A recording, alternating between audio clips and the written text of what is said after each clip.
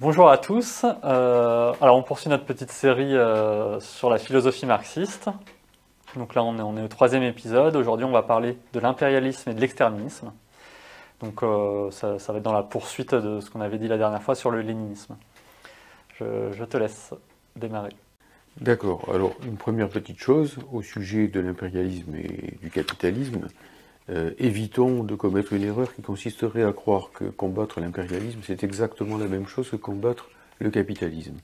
Il est bien évident qu'il y a des forces qui sont anti-impérialistes, les bourgeoisies nationales par exemple dans un certain nombre de pays, et qui ne sont pas pour autant favorables au socialisme, qui ne veulent pas éliminer le capitalisme dont elles profitent. Elles veulent éliminer l'impérialisme capitaliste qui les opprime, mais c'est pour pouvoir exprimer elles-mêmes leur forme, leur capacité d'exploitation autonome de la classe ouvrière de leur pays. Mais bon, ça signifie donc que les fronts anti-impérialistes peuvent être plus larges que ne peuvent l'être les fronts anticapitalistes. Pour autant, ça ne signifie pas que, disons en gros, on puisse mener une lutte anti-impérialiste conséquente et aller jusqu'au bout si l'on n'abat pas le capitalisme. Qu'est-ce que je veux dire par là? Je veux dire par là que, en fait, il faut comprendre dans sa dynamique le slogan qui était celui de la Troisième Internationale, de l'Internationale communiste, où donc les léninistes avaient ajouté au slogan de Marx et d'Engels qui conclut le manifeste du Parti communiste, prolétaires de tous les pays, unissez-vous, ils l'avaient complété en mettant prolétaires de tous les pays, peuples opprimés du monde, unissez-vous. Donc il faut bien sûr que, tout simplement, il y ait une alliance entre les prolétaires et les peuples opprimés du monde pour abattre l'impérialisme, sachant que, bien sûr, les communistes et donc le prolétariat conscient veut aller plus loin que simplement la fin de l'impérialisme, il veut aller jusqu'à la fin du capitalisme, si bien que les forces les plus conséquentes de la lutte anti-impérialiste sont les forces rouges, les forces communistes, les forces prolétariennes. Et pour autant, ça ne veut pas dire en sens inverse qu'elles doivent s'isoler. Elles doivent aussi faire alliance avec les forces anti-impérialistes pour abattre l'ennemi principal, être plus fort dans cette lutte, devenir plus forte dans cette lutte, et mener jusqu'au bout ensuite le combat contre le capitalisme. Ça, c'est le premier élément que je voulais rappeler, parce qu'on a parfois des camarades qui nous disent, eh bien, les communistes doivent rester entre eux, quoi, parce que les forces anti-impérialistes, certaines d'entre elles, tout au moins, sont bourgeoises, donc on ne veut pas d'elles. Ça, c'est s'isoler, et inversement, il ne faut pas non plus se fondre dans le front anti-impérialiste. On va plus loin que ça. On vient de plus loin et on va plus loin que ça. Deuxième point, maintenant, j'en viens à la question que tu as posée directement, qui est celle des rapports entre l'impérialisme et l'exterminisme. Alors, d'emblée, Marx a compris qu'il y avait dans le capitalisme un danger de destruction de l'humanité. Il écrit par exemple, effectivement, dans Le Capital, que le capitalisme ne déploie la richesse, ne développe la richesse qu'en épuisant ses deux sources, la terre, avec un T majuscule, et le travailleur. Et déjà Engels, dans un petit bouquin qui s'appelle « La situation de la classe ouvrière en Angleterre », en 1843, avait expliqué de quelle façon le capitalisme, y compris celui que développait son propre père à Manchester, développait la richesse, évidemment, l'industrie textile à ce moment-là, en empoisonnant les rivières, en envenimant l'atmosphère, en détruisant les sols, etc. Donc véritablement en épuisant l'environnement, ce qu'on appellerait aujourd'hui l'environnement. Donc d'emblée, les marxistes ont perçu, les grands fondateurs du marxisme ont perçu cet enjeu. Mais simplement, à notre époque, il est devenu bien plus sensible encore. D'abord parce que le capitalisme s'est emparé de toute la Terre, parce qu'il est devenu entre-temps impérialiste, parce qu'il s'est partagé la totalité donc, de la planète, et aussi pour une raison qui est que, à notre époque, la course au profit est devenue si déchaînée, et notamment depuis que l'Union soviétique est tombée, depuis que la contre-révolution a triomphé malheureusement à l'Union soviétique et dans les ex-pays socialistes, qu'il est sans limite ce capitalisme. Il est débridé, il est complètement débridé. Et que la course au tout profit, au profit le plus déchaîné, au profit maximal, hein, comme disent les classiques du marxisme, conduit tout simplement, plus que jamais, à l'épuisement de la terre, à l'épuisement des travailleurs, et à une mise en danger globale, à la fois de l'humanité, et même du vivant sur Terre. Et par conséquent, ici, la dimension exterministe qui est déjà présente dans le capitalisme, et qui est encore plus dans la phase impérialiste du capitalisme dont nous ne sommes pas sortis, nous sommes toujours dans cette phase impérialiste, cette dimension est devenue aujourd'hui tout à fait dangereuse, tout à fait flagrante. On voit bien que, enfin on voit bien, ceux qui veulent le voir, tout au moins ceux qui ne s'aveuglent pas, voient bien que si on continue avec le capitalisme tel qu'il est, eh bien il conduit tout simplement l'humanité dans le mur, et même dans la tombe, en quelque sorte. Et là, on peut effectivement énumérer toute une série de raisons qui sont aussi liées au fait que les moyens d'autodestruction de l'humanité sont aujourd'hui sans commune mesure avec ce qu'ils étaient au XIXe siècle, ou même avec ce qu'ils étaient encore en 1945. En 1945, déjà, il y a Hiroshima, Nagasaki. Mais aujourd'hui, nous sommes à des puissances extraordinaires, c'est exponentiel par rapport à ce qui existait à l'époque. Nous voyons bien aussi que pour autant, et regardons maintenant les guerres de l'OTAN, regardons ce que font les impérialistes américains, nous voyons bien qu'ils semblent n'avoir aucune limite pour maintenir sur le monde la suprématie qui est la leur à l'heure actuelle. C'est une suprématie évidemment extrêmement profitable pour eux.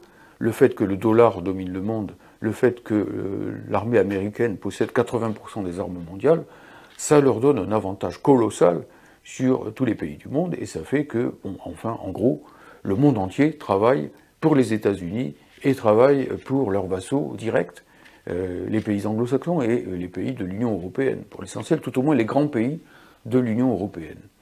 Donc, devant un tel avantage, évidemment, ils sont tentés de recourir à tous les moyens. On le voit, on l'a déjà vu, lorsque, par exemple, les Américains avaient pris cette position complètement aventuriste, qui était de mettre des fusées nucléaires en Turquie. N'oublions pas que si Khrouchtchev avait peut-être imprudemment disposé des fusées à Cuba, c'était en réponse aux fusées américaines en Turquie, aux frontières même donc des fusées nucléaires, hein, donc de l'URSS. N'oublions pas que, bon, à l'époque, alors Kennedy a reculé in extremis, il y a eu un accord in extremis qui a été obtenu avec Khrouchtchev, mais enfin bon, on a frôlé déjà une première catastrophe. En 1984, il y a eu ce qu'on a appelé la crise des euromissiles. Les États-Unis venaient de perdre au Vietnam. Ils étaient déstabilisés par cette victoire qui venait d'être remportée par le camp d'en face, le camp anti-impérialiste, qui était aussi, comme par hasard, le camp dirigé par les communistes, le parti communiste vietnamien. Et par conséquent, ils ont contre-attaqué par tous les moyens à leur disposition. Ça a été ce que le PCF de l'époque qualifiait, de façon assez juste, de contre-offensive générale de l'impérialisme. Et notamment, on a vu effectivement comment, sous Ronald Reagan, qui était déjà un président extrêmement brutal et dangereux, on était devant un danger de guerre mondiale manifeste, vu que ces gens ont voulu, disons, installer en Allemagne, en Italie, aux Pays-Bas, toute une série de missiles qui mettaient à portée de tir directement Moscou et Leningrad des fusées américaines, à peu près à 5 minutes de tir. Ce qui rendait quasiment la riposte soviétique impossible si jamais les Américains avaient attaqué. Et à l'époque, j'ai beaucoup étudié toutes ces choses, je n'ai pas avancé le concept d'un exterminisme impérialiste sans avoir beaucoup étudié les questions militaires en particulier. Eh bien, les Soviétiques étaient les premiers à dire que lorsque les Américains déclenchaient leurs manœuvres, on ne savait jamais si c'était encore des manœuvres ou si ce n'était pas le début de la guerre, carrément. Donc on a déjà échappé à quelque chose à ce moment-là. Et à l'époque, d'ailleurs, la réponse catastrophique qui a été donnée par l'Union soviétique de Gorbatchev, ça a été tout simplement, eh bien, la capitulation. C'est-à-dire que, bon, en gros, on leur disait en face, plutôt mort que rouge, plutôt, bon, prendre le risque d'un anéantissement de l'humanité que de supporter qu'il y ait encore des pays socialistes au monde, et qu'ils puissent encore soutenir des luttes anti-impérialistes. À l'époque, c'était le Nicaragua, c'était le Nicaragua sandiniste, c'était le Salvador, c'était le Mexique lui-même, qui était dans une situation que ne pouvaient pas tolérer les États-Unis, c'était l'Afrique hein, qui rougeoyait de plus en plus, c'était les révolutions antifascistes qui venaient d'avoir lieu successivement en Grèce, au Portugal, et qui menaçaient, du point de vue impérialiste, l'Espagne, par exemple. C'était la force du Parti communiste en France, en Italie, ainsi de suite. Bref, bon, enfin bref. À l'époque, il faut bien comprendre que sur cette trajectoire défensive, les capitalistes étaient conduits à jouer leur va-tout quelque part. Et donc la réponse de Gorbatchev, ça a été tout simplement de dire plutôt pas rouge que mort. Et donc de liquider le socialisme, soi-disant pour sauver la paix. On a bien vu que ce n'était pas la bonne réponse. La preuve, c'est que l'Union soviétique s'est défaite, le camp socialiste a été démantibulé, l'Allemagne de l'Est a été cédée à l'Allemagne de l'Ouest, et la Russie n'a jamais été aussi menacée qu'ensuite. Parce que les capitalistes, entre-temps, n'ont pas cessé d'être des impérialistes. Et Gorbatchev a eu beau bêler après la paix, comme un mouton, c'est pas ça qui transforme les loups en agneaux. Hein. C'est pas parce que le mouton est un mouton que le loup cesse d'être un loup, en quelque sorte. Bon, donc, comme on disait à l'époque, l'impérialisme n'a pas changé de nature. Alors, tout cela, je ne vais pas le développer sans s'étendre, parce que je crois que ça se voit quand même un peu comme le nez au milieu de la figure, désormais. La question est plutôt de savoir comment on le combat.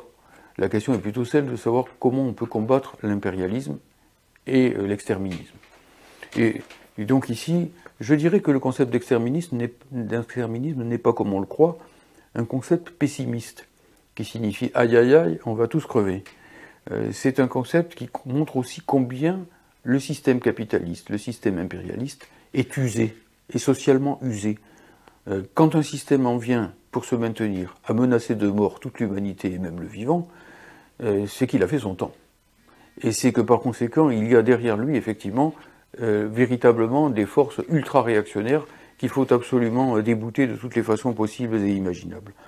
La première des choses, c'est que, à notre époque, le front anti-impérialiste peut être plus large que jamais.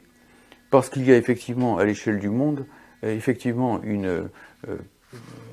un grand nombre de peuples, un grand nombre de pays qui ne supportent plus, tout simplement, cette mainmise du capitalisme, de l'impérialisme sur la planète, en quelque sorte. Donc il faut s'appuyer sur ces forces. La deuxième des choses que je voulais dire, c'est que au sein même de ces pays qui sont, pour certains, capitalistes et impérialistes, il y a aussi eh bien, des pays, comme la Russie par exemple, comme l'Inde, qui ne veulent plus du dollar, qui ne veulent plus de la mainmise absolue de ces puissances impérialistes sur le monde. C'est ce qu'on appelle les forces contre-hégémoniques. Alors certaines de ces forces sont potentiellement impérialistes. Parce que quand un pays capitaliste devient puissant et large, eh bien nécessairement il développe lui-même l'impérialisme, c'est « pousse-toi de là que je m'y mette ». Et bien sûr qu'un jour, si ces pays devenaient dominants, il faudrait les combattre comme nous combattons aujourd'hui l'Union européenne et l'OTAN, mais chaque chose en son temps. Aujourd'hui, le danger principal, c'est l'Union européenne arrimée à l'OTAN, et donc il nous faut absolument ici soutenir tous ceux qui, d'une manière ou d'une autre, s'opposent à ces forces, en restant évidemment vigilants, et sans pour autant idéaliser ni évidemment Vladimir Poutine, ni Narendra Modi, ni ces gens d'une façon ou d'une autre. Mais effectivement, ici, prendre appui sur le fait que c'est pas symétrique, puisque d'un côté, les Américains défendent ce qu'on appelle l'unilatéralisme, c'est-à-dire en gros, il n'y a plus d'ONU, il n'y a plus rien, c'est nous qui décidons de tout, alors qu'en face, même si c'est opportuniste, eh bien, ces différents pays que j'ai cités disent, eh bien non, il faut un multilatéralisme, il faut que les choses soient décidées à l'échelle de la planète, de tous les pays, et ainsi de suite. Eh bien, ma foi, c'est mieux que l'unilatéralisme. Il faut prendre appui là-dessus. Le front anti-exterministe aussi, assez largement, il faut le prendre en compte, parce que vous avez des tas de gens qui, pour être bourgeois et pour être capitalistes, n'ont pas envie de mourir dans une guerre nucléaire. Et ça, c'est une réalité. Les êtres humains, en général, et notamment la jeunesse, tient à la vie. Il faut prendre en compte le fait que la majorité des êtres humains sur Terre sont jeunes et ont moins de 40 ans. Et que des gens de moins de 40 ans n'ont pas envie de mourir prématurément. Et par conséquent, même si certains d'entre eux sont des bourgeois et ainsi de suite, eh bien, prenons appui là-dessus. Lorsqu'une Ségolène Royal, par exemple, que je n'idéalise en rien, hein, qui est une social-démocrate, une européiste, etc., qu'il faut combattre sur bien des points, lorsqu'une Ségolène Royal nous dit eh ben, « je suis mère de famille et j'ai pas envie que mes enfants soient tués dans une guerre nucléaire, et donc en Ukraine, il faudrait peut-être être un peu plus prudent que vous ne l'êtes, messieurs de l'OTAN et de l'Union européenne ». Est-ce qu'il faut dire « ah ah ah, on s'en fiche, ça n'existe pas ». Il faut prendre appui là-dessus. Lénine lui-même disait qu'il fallait prendre appui sur ce qu'il appelait la bourgeoisie pacifiste, pour isoler l'autre.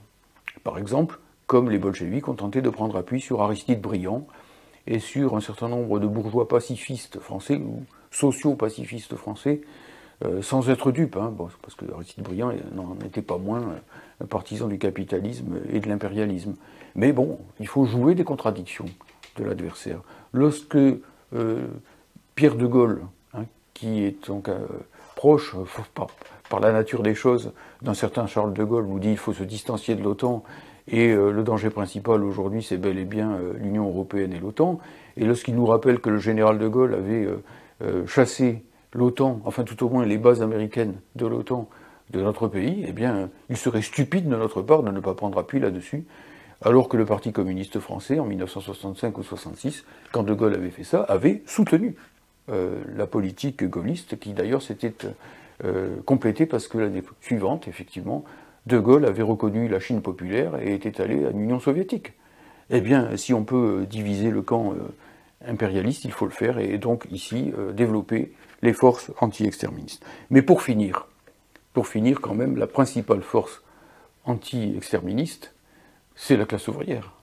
C'est la classe ouvrière, et je me félicite de voir que, bon, rien que l'année dernière, en 2022, je veux dire, on a eu les plus grandes grèves de l'histoire qui ont eu lieu en Inde. Il y a eu des centaines de millions d'ouvriers, de paysans indiens qui ont bougé très fort là-bas. Il y a eu de grandes grèves en Grande-Bretagne pour la première fois depuis l'époque de Margaret Thatcher.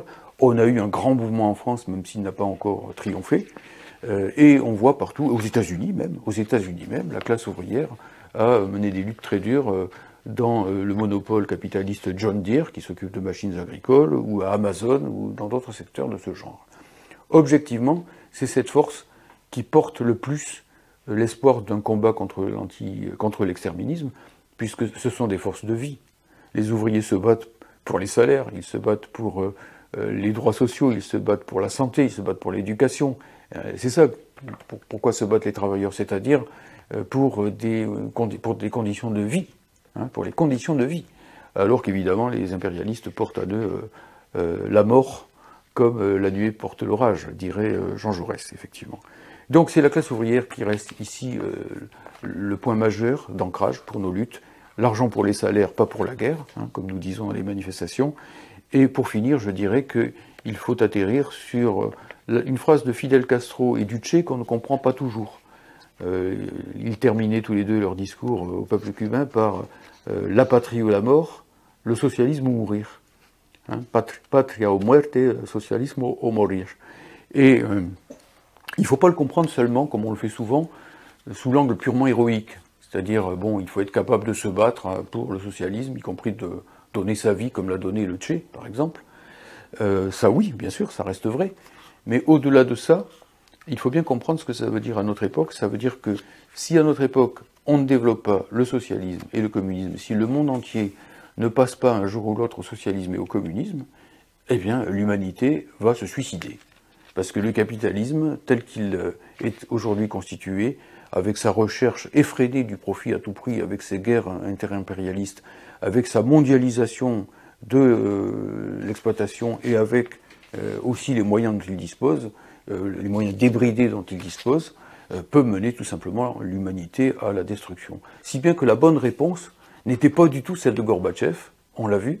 La grande Union soviétique, en suivant la grande Union de par sa taille, etc., de par ses moyens, en suivant Gorbatchev, s'est liquidée, alors que la petite Cuba, qui n'a pas suivi cette ligne et qui plutôt a eu la ligne de résistance et la ligne anti-exterministe conséquente, non seulement en développant effectivement l'idée que le capitalisme menait l'humanité à la mort, mais en développant aussi l'idée que c'était le socialisme qui portait l'avenir de l'humanité, la petite Cuba est toujours là. Hein. C'est la bonne ligne, c'est celle qui tient le choc à travers les tourmentes de l'histoire. Voilà, donc le communisme est, je dirais, un anti-exterminisme conséquent. Et ouais. Tu veux ajouter quelque chose? Juste pour la bibliographie, quoi. Oui, vas-y. Bon, donc, ce que j'allais te demander. Donc, voilà, très bien, ben voilà. Bien. Alors, l'impérialisme, stade suprême du capitalisme, il faut relire ça de près. Alors, il n'y a pas le mot exterminisme dedans. Je me permettrai cette fois-ci de renvoyer un peu sur mon propre bouquin qui s'appelle Mondialisation capitaliste et projet communiste, notamment dans la partie 4 où je développe la théorie de l'exterminisme. Et il faut distinguer la théorie bourgeoise de l'exterministe, parce qu'il y a eu un théoricien, ou plusieurs théoriciens bourgeois qui ont parlé d'exterminisme, mais sans jamais rattacher cela à des bases de classe. en disant oui, la société moderne se suicide. Moi, je dis pas la société moderne se suicide. Je dis la société capitaliste conduit l'humanité au suicide. C'est tout à fait différent. Et ça appelle donc non pas à une condamnation de la technique ou je ne sais trop quoi, ça appelle à une condamnation du capitalisme, ça appelle à la révolution. Et enfin, j'appelle à lire le manifeste communiste pour l'écologie du PRCF, qui traite aussi cette question de l'exterminisme et de la lutte contre l'exterminisme du point de vue de la défense de l'environnement. Voilà. Parfait, bah merci pour ces éclaircissements sur ces sujets graves et importants. Alors la prochaine fois, on parlera de la fascisation, qui est aussi un sujet prégnant, notamment en France aujourd'hui. Donc merci de nous avoir suivis, abonnez-vous à notre chaîne et à bientôt.